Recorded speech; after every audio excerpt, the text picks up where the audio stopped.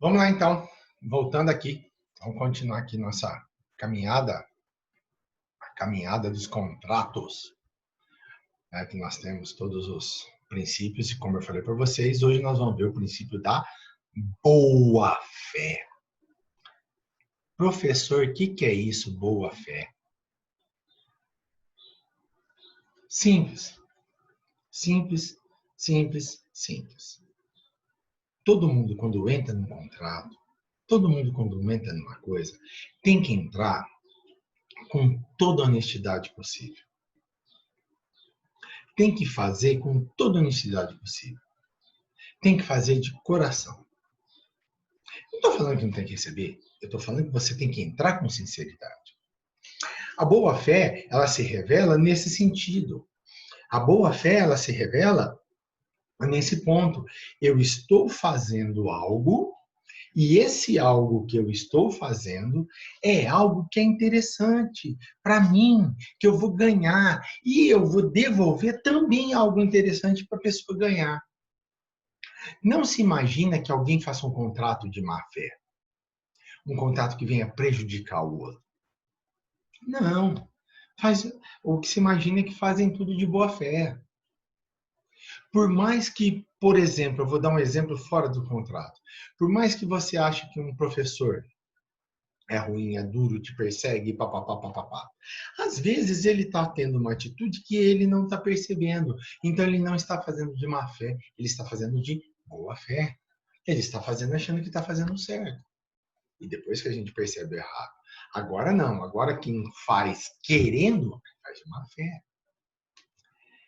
A boa fé era subjetiva no Código Civil de 1916. Ela era relacionada ao sujeito.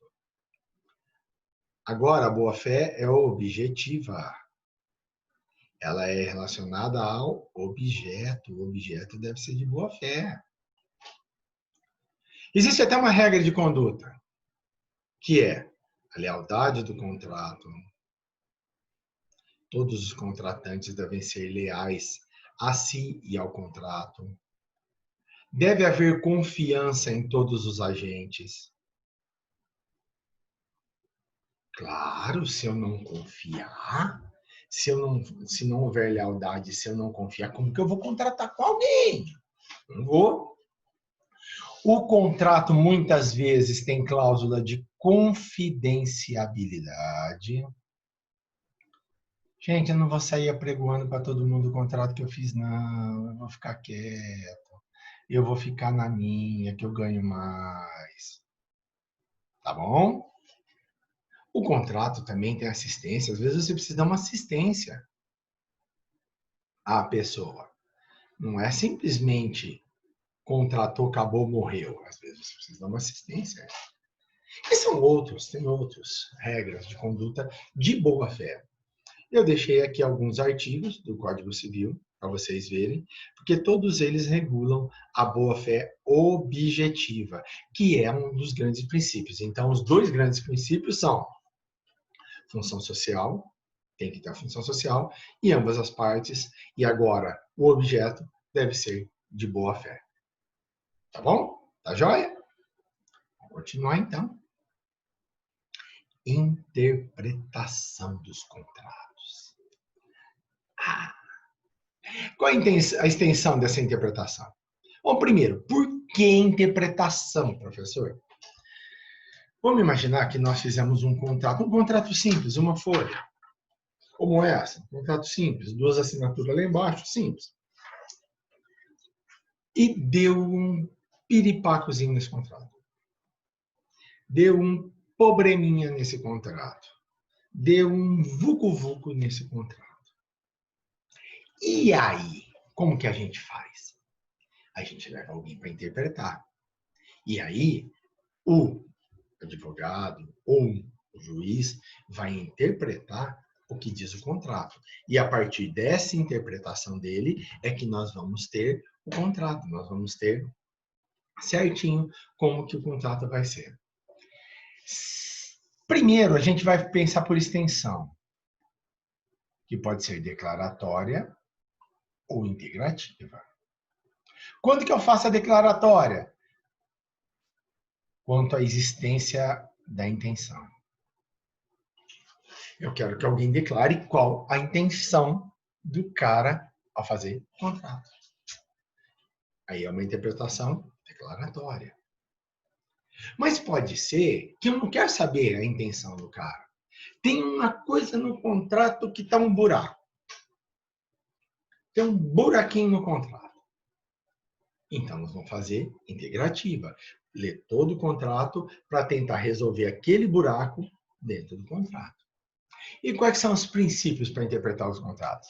Primeiro, a interpretação deve ser objetiva. Isso é, o interpretador não pode estar ligado aos sujeitos. Ele tem que interpretar o contrato, o objeto contratado.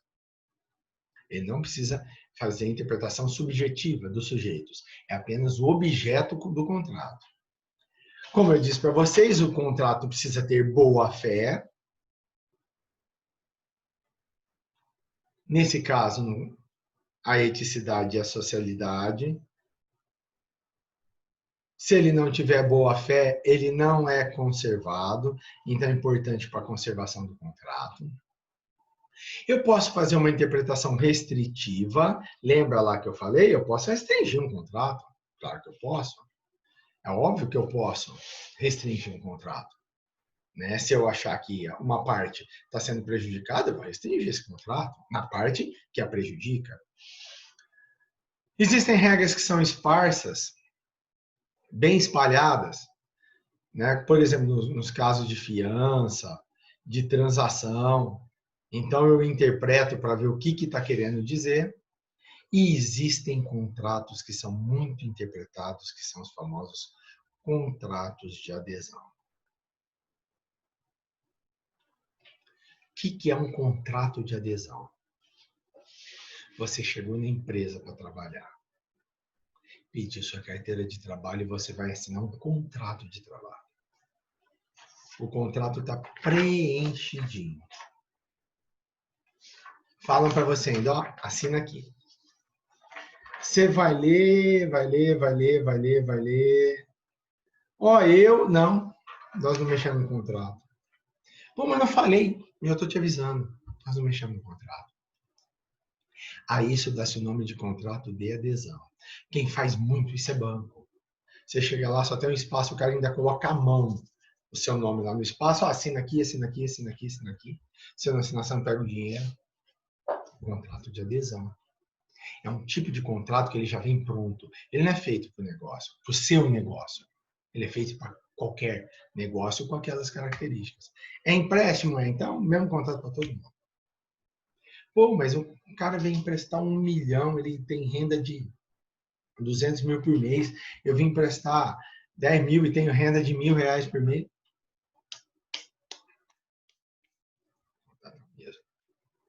Isso é um contrato de adesão. Por incrível que pareça, todos os contratos, telefonia, TV a cabo, financiamentos bancários, empréstimos bancários, é tudo de adesão. Nenhum contrato é específico, é tudo de adesão. Em algumas locações de imóvel também é contrato de adesão. Aí esses contratos precisam ser interpretados. Por quê? Porque você assina, muitas vezes, numa necessidade. Aí eu preciso de R$2.000 para pagar um remédio. Você não vai ficar lendo o contrato para ver se é bom ou se é ruim para você. Você vai lá e assina. Aí lá está escrito que você vai pegar 2.000, mas você vai pagar 10.000. E aí o juiz quem faz a interpretação desse contrato. Instrumento do contrato. Instrumento é aquilo que dá forma ao contrato. É aquilo que dá o jeito, o estilo. É aquilo que dá a cara do contrato. O contrato, então, pode ser escrito ou pode ser oral. No Brasil, aceita os dois? Aceita.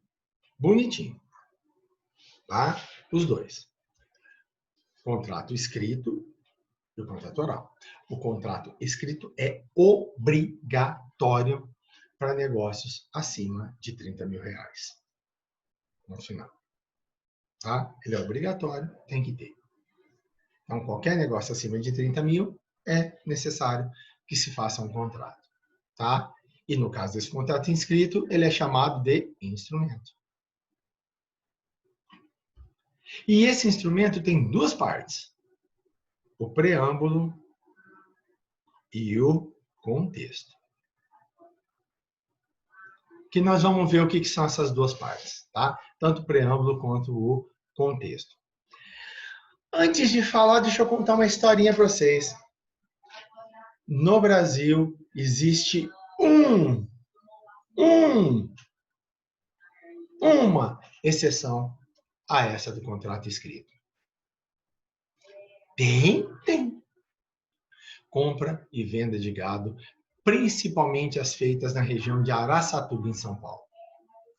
Há 200 anos eles compram e vendem gado lá nessa região, sem nada, só na conversa. O combinado lá, a palavra do homem vale mais que papel lá. Aí a justiça entende que nesses lugares, por causa ou do histórico, por causa da tradição, beleza, maravilha. Por isso que lá aceita contrato falado, contrato ali de venda de milhões de reais em boi.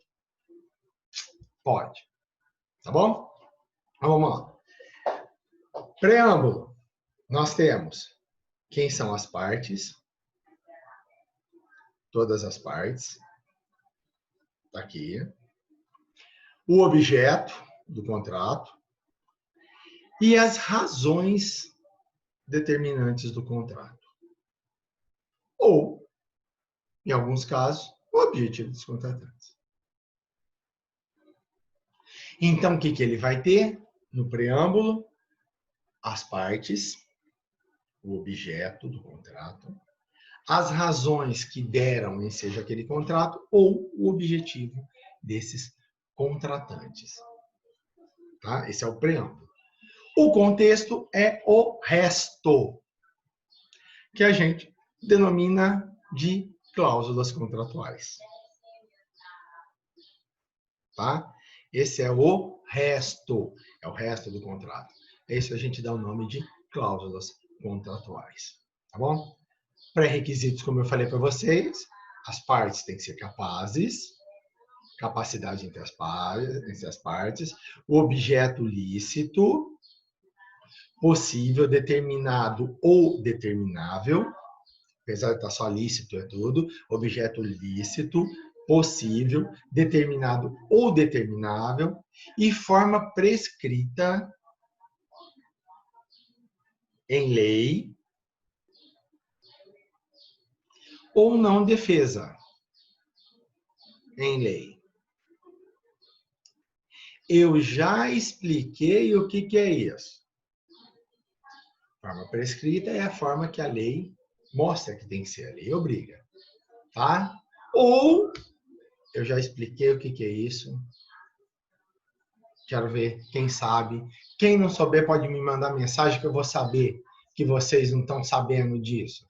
Pode me mandar mensagem, eu respondo. Para todo mundo que fala, professor, eu não entendi. Pode mandar que eu respondo. Tá bom? Então é isso que tem que ter. São os 3 pré-requisitos do contrato. Se qualquer um desses pré-requisitos for furado, o contrato é nulo. Sem exceção, professor? Não, às vezes pode ter alguma coisa que ele é anulável. Uma partezinha capaz que achou que era e não é, a gente troca. O objeto que não está legal, a gente resolve. A forma, como eu falei para vocês, às vezes fala, não, tem que ser por escrito. É obrigatório ser por escrito. Mas na tradição faz falado, faz batendo papo. Pode, não tem importância não. Tá? Tá tudo valendo, tá tudo ótimo. Princípios, primeiro, autonomia das vontades, como nós já falamos. Tá? O que está sendo pactuado é de acordo com a autonomia da vontade de todas as partes. Todos os seus termos são obrigatórios para as partes. Tá? Todos os termos. obrigam as duas partes. Então, a partir do momento que se bota a sua assinatura no contrato, ele está vinculado, você está vinculado a todos os termos. O contrato deve ser equilibrado, lembra que eu falei? A gente tem que botar uma cláusula de revisão contratual, caso ele fique desequilibrado e venha prejudicar a função social do contrato, venha prejudicar terceiros de boa fé, que é o que nós falamos. Eu vou importar o gatinho. Hoje ele custa X, amanhã ele custa 3X. Eu não vou entregar pelo preço antigo, eu vou tomar prejuízo por uma coisa que não foi culpa minha. Então, é aceita a repactuação, é aceito o equilíbrio do contrato. E, por último, a boa-fé contratual. Como eu disse para vocês, todo contrato deve ser feito de boa-fé, com ética, com lealdade, com confidencialidade, sem querer prejudicar o próximo. Tem que ter muita boa-fé, tá bom? Então, a gente está entendendo o contrato, vocês estão vendo as partes do contrato, vocês estão vendo como que funciona o contrato. Vocês vão ver que contrato de trabalho entra tudo isso aí, nós vamos ver um contrato de trabalho, né? E vocês vão ver como é legal. Por quê? Porque entendendo tudo isso que eu estou falando para vocês, vocês daqui para frente sabem o que é um contrato. A empresa, nós estamos em distanciamento, a empresa de formatura abandonou vocês. Ano que vem, quando a gente voltar, e eu espero que a gente volte, apesar de que já tem rumores de que pode ser que a gente volte híbrido, sei lá, vai depender de vacina, aquelas coisas que a gente sabe, tá? Mas eu espero que a gente volte, eles vão procurar vocês. E aí vocês vão catar o contato e vão falar, primeiro, senhor, não adianta você falar comigo, não adianta você querer me encantar, tem que falar com meu pai, eu não posso assinar o contrato. Por quê? Porque meu professor de direito falou que eu não posso assinar um contrato. Eu sou incapaz de assinar um contrato. Vamos poder sentar com o pai de vocês e falar, oh, pai, ó, mas economicamente está inviável. Por quê? Porque ele está desequilibrado. A gente paga muito, eles oferecem pouco. Ó, lendo aqui, nós não temos as seguranças. Então, agora vocês vão ter condições de analisar um contrato. Tá bom? E como eu falei, você vai analisar 200 contratos. Você vai analisar 300 contratos a vida de vocês. E a chance agora de vocês de analisarem os contratos. Tá bom? Daqui a pouco a gente volta.